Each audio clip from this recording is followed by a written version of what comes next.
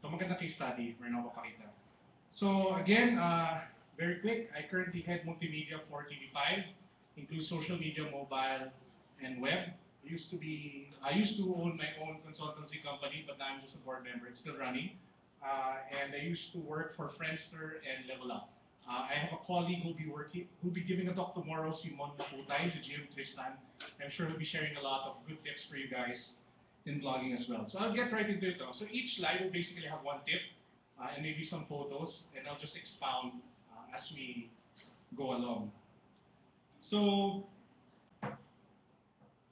first, maximize your best blog entries. This is already for existing bloggers who already have blog posts. What does this mean? Check your Google Analytics and try to figure out which blog entry receives the most love from search engine optimization. Madali lang yan. Tingnan niyo yung Google Analytics, hanapin mo yung blogs that get the most out of particular keywords. For example, I used to have a blog called Walkster Online. It's about gaming, and I would dominate keywords for a game called Dragon Age Origins. If people would type Dragon Age, number 1, number 2 sa Google. So how do you maximize this particular, sabihin natin, post? What you do is you turn that entry into a billboard of your other posts, which have higher value keywords for AdSense. You guys understand?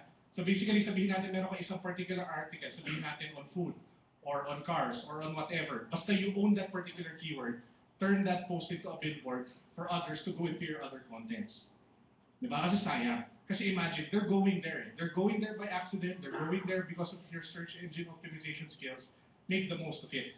The best space to be able to do that is just right under the title of the entry. So you can be as creative as putting banner ads. You can be as creative as normal as using text links. But that's very important for bloggers. It's one of the main reasons why we've been able to launch, personally, more than 15 blogs already, is because we leverage just on our first successful blogs. Okay, so this is also a great way for you, kung gusto niyo mag-expand from an original blog, gusto niyo punta sa iba't ibang topics, just try to make the most out of the posts that get particular traffic already. So that's tip number 1. Number 2, this is very important. Social media is not just about putting a share button. When people say social media marketing, specifically for bloggers, what they understand social media is pag nasalpakan na ng socialized plugin na meron share, tweet, email, yun na daw yung social media marketing. It can go beyond that. That's just step 1. Hindi pwedeng ganun lang eh. Hindi pwedeng may share ka lang dyan. Pero, of course, it helps. No? The best thing that you can actually do is to really create content that's shareable. It boils down to the way you write, the topic that you write about, more than the button. Social media is not just about the enabling tools, it's about the content. When you say social media, it actually means the content, not the networks. What do you mean? Pag sabihin mo social networking sites, ano ibig sabihin yan Facebook? Ano ibig sabihin yan Twitter? But when you say social media, it's the content that gets shared. It can be a picture. It can be a YouTube video. It can be a blog entry. That's social media. It's not Facebook. Okay? You guys understand? So ganun siya. So when you talk social media marketing, it has a lot to do with what you write. It has a lot to do with what pictures you post on your blog entry. And that is what makes it shareable. It's not the share button. The share button is just one step. You have to become better writers. Blogging is all about writing. You have to learn how to become better writers, either in Filipino or in Tagalog. To those who are looking into sharpening their English skills, Elements of Style, one of the most classic books that you will ever read, one of the best learning books for English writing. I highly recommend it. Okay, so that's step 1. Another thing that you should also think about is the concept of social capital. Social capital was coined by Chris Brogan in his book, Trust Agents. Ano ibig sabihin ng social capital? In layman's terms, para mas madaling intindihan, pogi points. Pag mas madami kang pogi points sa community mo, mas mataas yung chance they will share your content. Diba? So how do you increase social capital? By giving them value. How do you give value? By informative posts, by advocating for something that they believe in, or by giving promos, freebies, or whatever. That's the way you build social capital. So, ang trick sa social media is it's not short-term. It's long-term. It's building a bank of content that's shareable, retweetable, and along the way, you build strong relationships with everyone reading your blog. And that's the key. That's the one key that a lot of bloggers miss out on. It's the relationship with your readers. And you build that through time. Next, when it comes to Facebook, don't just stop with putting the share button. Create Facebook pages for your blogs. Just recently, may ginawa sila. Alam ko, kwento ko lang to. They just rolled out a feature for Facebook where you can convert your personal profile into a page. And I made the mistake of doing it this morning because apparently when you convert it, all your messages get erased, all your photos get erased. You no longer see the feeds of your friends. Alam mo, depressed pa rin ako eh. May really na nga. Nadali pa Facebook ko. Kaya meron akong bagong Facebook page na personal. Meron akong 15 friends. Sino yung mga friends ko sa Facebook originally? Alam mo yung sad part, you now automatically like me. So, be your choice. You are now my fan. So, if you guys have personal pages and you want to convert it to, ay nako, pag-isipan nyo na mabuti. Ako, I would have probably, I filed the ticket sa Facebook to reverse it. I don't think they will. Kasi may malaking statement to, this is irreversible. Siyempre ako naman, click! Kasi yung sad part, hindi ko lang makita yung stream ng messages. Doon ako nag-enjoy eh. That's my biggest distraction sa office. Right? Checking the screen, diba? That's where you get your news in. Diba? They're just saying, you no longer look for the news finds you. It's mainly because of social media. So again, create pages, create the most of, diba you can create landing pages through FBML, make the most of that because this is a marketing space and you're supposed to make the most out of it. This is the landing page for Unbox, one of our sites. Oh wait, bago ko ipakita to. Back. I'll share with you guys a video of what we did for, ito medyo pa yung pagka TV5, an FBML for TV5 that we created to leverage all of the Facebook pages that we have. Ang problem kasi sa big companies or sa content companies is we have multiple pages. We have a lot of shows. We have a lot of talents. So we came up with a Facebook strategy to be able to incorporate everything into one ecosystem. So it's one primary page, and this is the FBML or the landing page. Highly recommended. Sinigit ko to kasi I heard that the one was supposed to be also for business. So sinama ko na lang siya. May audio dapat pero wala naman nagsasalita. So I'll just play the video and I'll just voice over it while it's being shown.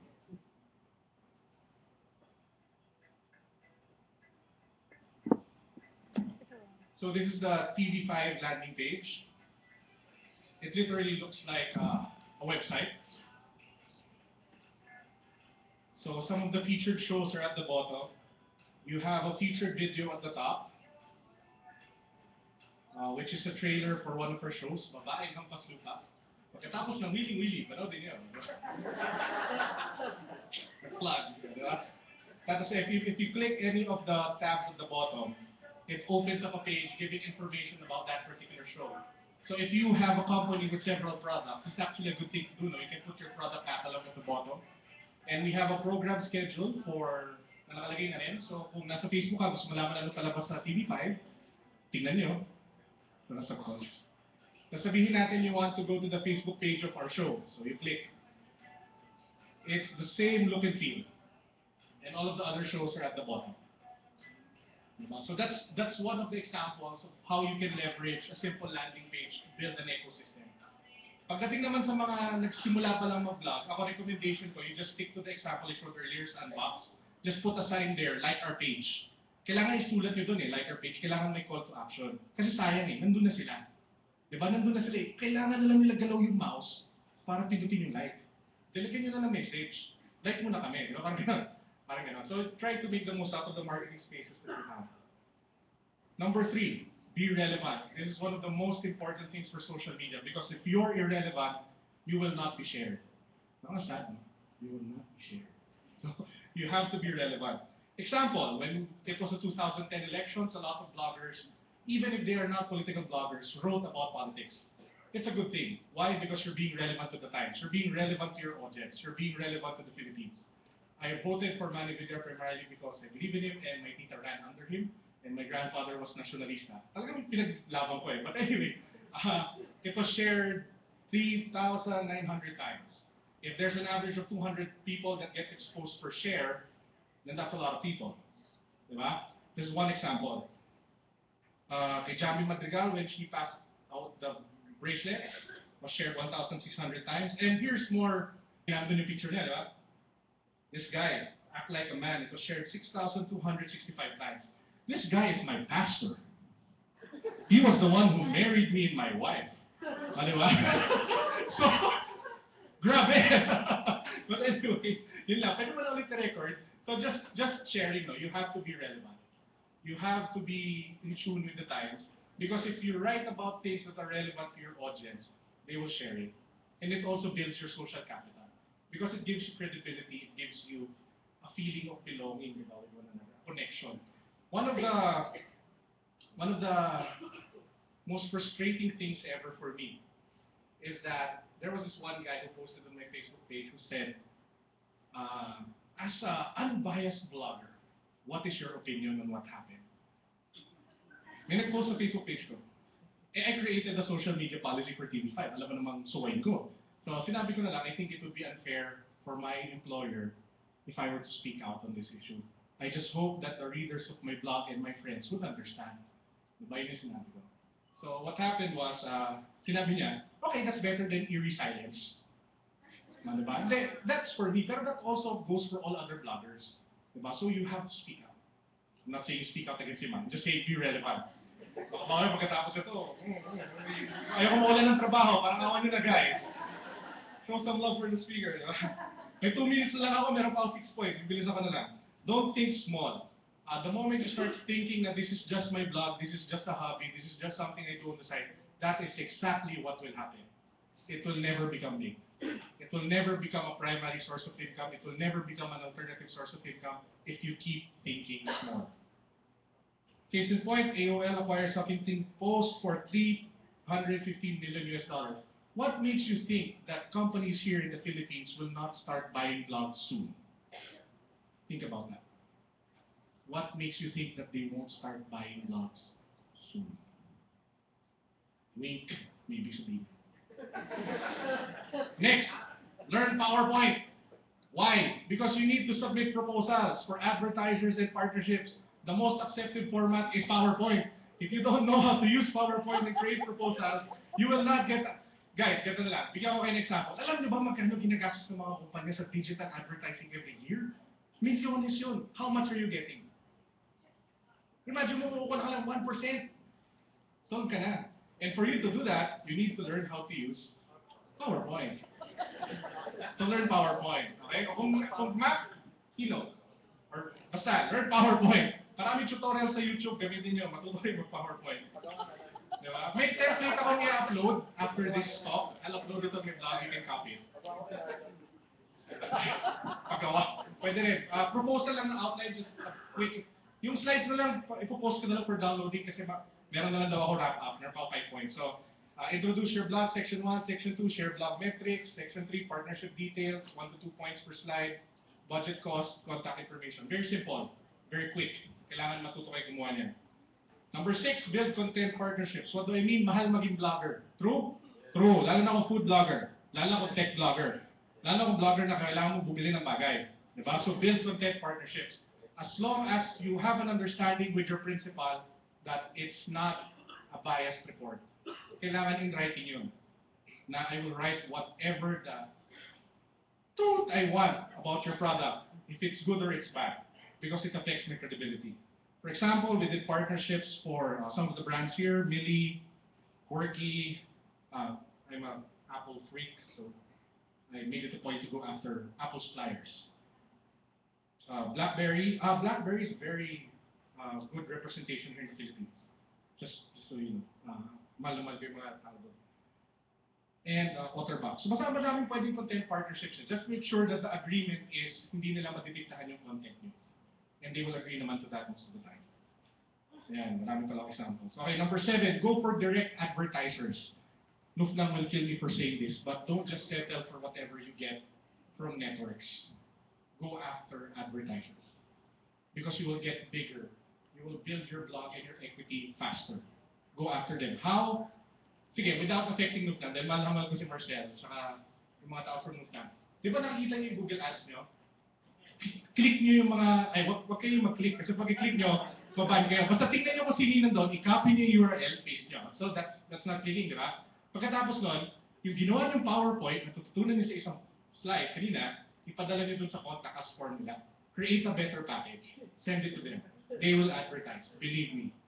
That's the first thing I did with some of my blogs, and I was amazed to get advertisers from UK, Nicaragua, whatever. Diba? So that's one good tip that I would give. Number 8, don't just rely on advertising. Identify services, products that you would want to sell to your community. Best example, si Mr. Anton Diaz, sa mga pinaka-idolo ko, Mercato Central, leveraged office equity as the food blog of the Philippines. Diba? Of course, Abe, promote ko na rin siya. Yugatech is venturing into group buying. You will have Yuga deals which is exclusive for tech gadgets. That's a way to differentiate it. Kasi lahat naman ng mga ibang group buying, mostly spas, restaurants. At least here you have a blog, site that's dedicated towards tech. And it's also related to his equity as a tech blogger. Number 9, malapit na, sorry become better writers. Sinabi ko na ito kanina. This is very, very, very important. Ang kaisa-isang natutunan ko sa lolo, dalawang bagay natutunan ko sa lolo ko. Una, magbasa. I read 3 to 4 books a month, non-stop, ever since. It can be economics, it can be fiction, it can be non-fiction. I'm an addict when it comes to reading. Number 2, I love writing. Why do I love writing? Because I love reading. So my suggestion for you guys is to pick up books, start reading about your particular niche, and expand your knowledge because it will also help you write better. At the end of the day, blogging is about writing, or picture if you're a photo blogger, but writing still plays an important role. Asahin niyo yung pagsusulat ninyo. Malaking bagay yan. And number 10, last, care. This is from Gary Vaynerchuk. What does this mean? You care for your readers. When someone posts, reply. When someone says something, reply. When someone in your niche says something, kapwa blogger, reply. When some blogger talks about a particular topic that's interesting to you, don't just be a lurker, reply. Why? Because you care. Not just because of your blog, but because you also care for that kapwa blogger mo kung gusto mo rin umangat. And at the same time, you just care about, you're so passionate about your industry or niche that you just force yourself to keep on replying. This presentation can be downloaded from my blog, or I'll give it to Janet either way. And the PPT, the PowerPoint template for proposals, which I showed earlier, I'll also upload for everyone. Basta yung proposal ko na pinapadala ko, upload ko doon. Palit-palitan nyo na lang. And lastly, follow me on Twitter. Maraming salamat, and I hope may natulungan kayo sa akin. Q&A, Cardo, Q&A. Okay, guys, the floor is open for questions. Then, before we begin. Oh, we have questions.